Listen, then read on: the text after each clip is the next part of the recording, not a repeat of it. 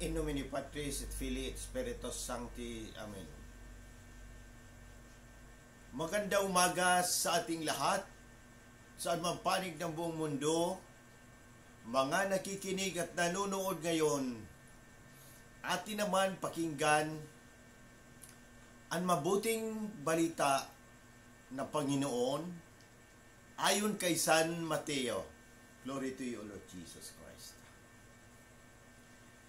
Noong panahong iyon, may isang lalaking lumapit kay Jesus at nagtanong, "Guro, ano pong kabutihan ang kailangan kong gawin upang magkamit ng buhay na walang hanggan?"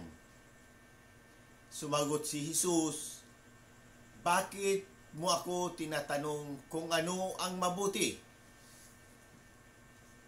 Iisa lamang ang mabuti. Kung ibig mong magkamit ng buhay, sundin mo ang mga utos." "Alin po?" tanong niya. Sumagot si Jesus, "Huwag kang papatay. Huwag kang mangangulunya. Huwag kang magnanakaw. Huwag kang magsisinungaling sa inyong pagsaksi. Igalang mo ang iyong ama at ina, at ibigin mo ang iyong kapwa, gaya ng pag-ibig mo sa iyong sarili." Sinabi ng binata, "Tinutupad ko na pong lahat iyan. Ano pa po ang dapat kong gawin?" "Kung ibig mong maging ganap, humayo ka. Ipagbili mo ang iyong ari-arian at ipamahagi sa mga dukha ang pinagbilhan, at kapag ginawa mo yan, magkakaroon ka ng kayamanan sa langit.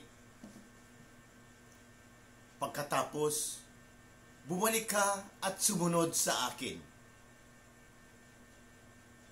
Sagot ni Jesus. Pagkarinig nito, malungkot na umalis ang binata, sapagkat siya'y napakayaman. Ang mabuting balita ng Panginoon. Praise to you, Lord Jesus Christ.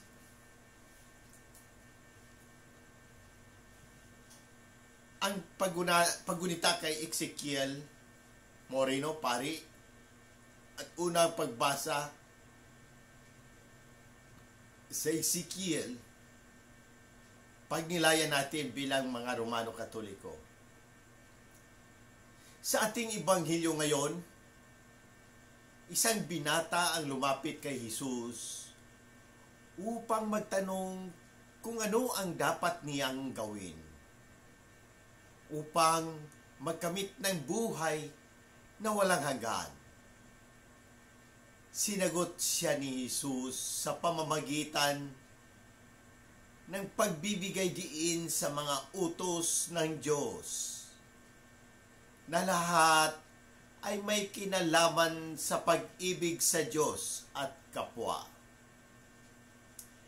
Ang binata ay nagsabing tinutupad niya ng mga ito, ngunit sa huli, hinihingi ni Jesus ang higit pa. Ang pagsunod na hindi lamang sa mga utos, kundi pati ang pagbibigay ng kanyang buong buhay para sa Diyos at sa kapwa. Ngunit ang yaman ng binata ay naging hadlang sa kanyang pagsunod, kaya't siya'y umalis ng malungkot. Minsan, ang ating mga pag-aari o mga bagay na pinahahalagahan natin sa mundo ay nagiging hadlang sa ating buong pagsunod sa Diyos. Ang mensahe ni Jesus ay malinaw. Ang tunay na pagsunod sa Diyos ay nangangailangan ng pagsuko ng lahat, pati na ang ating mga kasiyahan sa mundo, upang magkaroon ng kayamanan sa langit. Tinatawag tayo ni Jesus na magbukas palad sa mga nangangailangan at maging tapat sa ating pananampalataya sa pamamagitan ng mga konkretong aksyon. Sa araw din na ito, ating ginugunita si San Ezekiel Moreno, isang paring Agustinian, Recollect na kilala sa kanyang devotion at paglilingkod sa mga may sakit, lalo na sa mga may kanser.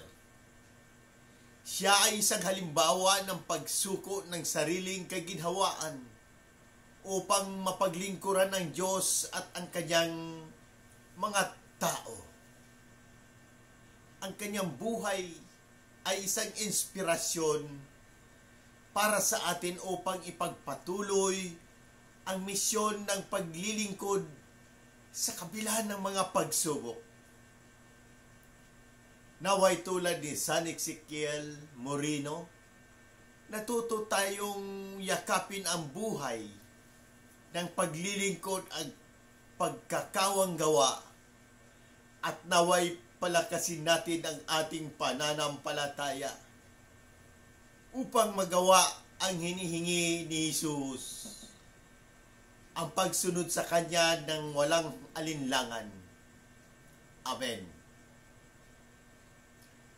Sa muli, hinihikayat ko ang lahat, Katoliko man o hindi, na magtanong at pagninilayan ang mensahe ng Ebanghilyong ito.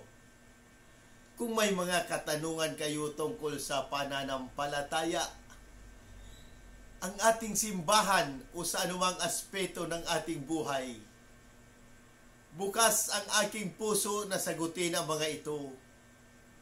Sama-sama nating pagnilayan at pahalagahan ng habag at pag-ibig ng Diyos na ipinapahayag ni Jesus sa Ebanghilyong ito sa pamamagitan ng ating mga gawain at salita.